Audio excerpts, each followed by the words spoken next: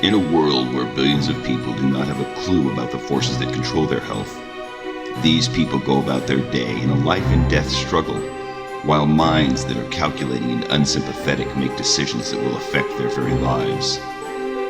A new day begins. There are many questions, but few answers. But still there's hope. This is The Big Secret. Man, how do I take a positive spin on the fact that we're being murdered? How do you promote the sale of extremely profitable patented drugs over natural remedies like vitamins? The answer? You find a way to control doctors and influence what they prescribe. It's not in their interest to practice preventative medicine because they make less money if they do that. So it's that simple. So, if you don't get sick ever, you're not going to the doctor, you're not giving them any money. Slowly and methodically, medical practices moved to profit-driven system promoting pharmaceutical drug sales and profitable surgery over curative medical practices. Basically, the long-term management of diseases was found to be more profitable than efforts to cure diseases. There's drug companies who have developed pills for just about everything. They push those drugs to these doctors. Because you're looking for, what pharmaceutical can I do to suppress these symptoms? To my best understanding, there is an unlimited number of trials that can be conducted before the two trials are selected. So in many ways, that's like tossing a coin until you get heads as many times as you want.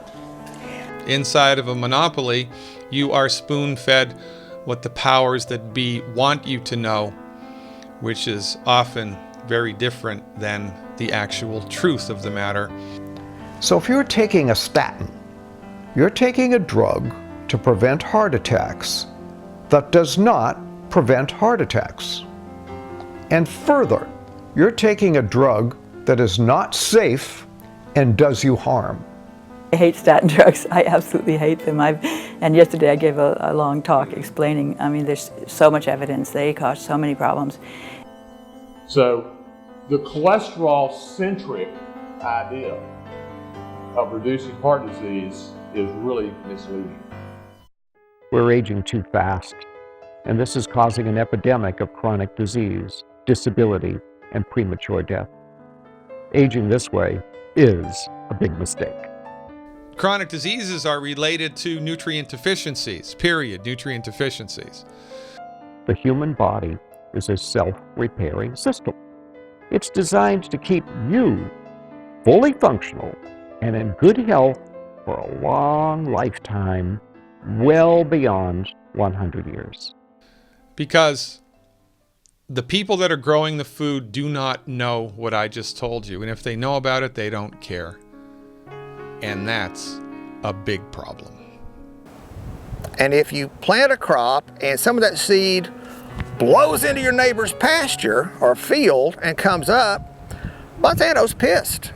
This published 2013 in the Journal of Food, Chemistry, and Toxicology. Glyphosate induces human breast cancer cells to grow by 500 to 1,300%. Is that good or bad? That's bad. Why is it still used? Because of the money, baby. I remember when Roundup was invented, it was the greatest thing ever because it killed everything. Thyroid cancer. Look at the green line here is the trend before glyphosate, before genetically modified corn and soy. See a difference? And you really don't know what's going to happen, but the problem is what could potentially happen. The worst thing that could potentially happen is you could create, something like the bubonic plague or something that just spreads and kills all the crops or just poisons people en masse. There's a very dark side that could accidentally happen. It's going to be a disaster in time. It's just a matter of time. But I'm going to show you very quickly that chronic fructose exposure alone promotes the metabolic syndrome. You would never think about giving your kid a beer, but you don't think twice about giving your kid a Coke, and they do the same thing. Then there is the instance of the Dr. Pepper Bottling Company in Dublin, Texas. When all soda pop bottling companies in the U.S. moved to high fructose corn syrup in the 1980s, Dublin refused and continued making their product with sugar. Interestingly, as a result, the counties served by Dublin have reduced amounts of fatty liver, obesity, and diabetes as compared to surrounding counties. But I was doing some research, and we are, our county, Erath County, which is the county we're in, and then Comanche County and Hamilton County and some of those other surrounding counties are all below the state average for obesity, for diabetes. Fluoridation of the drinking water supply is done to get rid of the toxic waste, hexafluorosilicic acid, from the smokestack scrubbers of aluminum and fertilizer factories. This practice has caused cancer and brain damage for almost 50 years.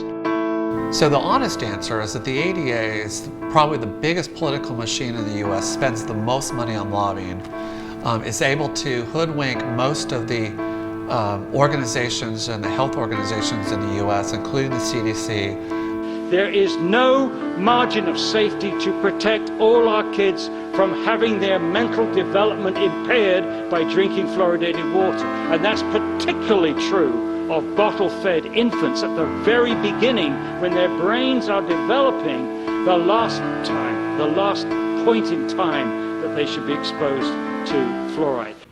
Well, it's a good question, right? What conditions can you expect to get on the other side of with holistic medicine, with science-based, clinically verified medical nutrition? The answer is all of them. And the observation that we made in our lab is that nutritional ketosis is a highly effective tool for the management of aggressive metastatic cancer.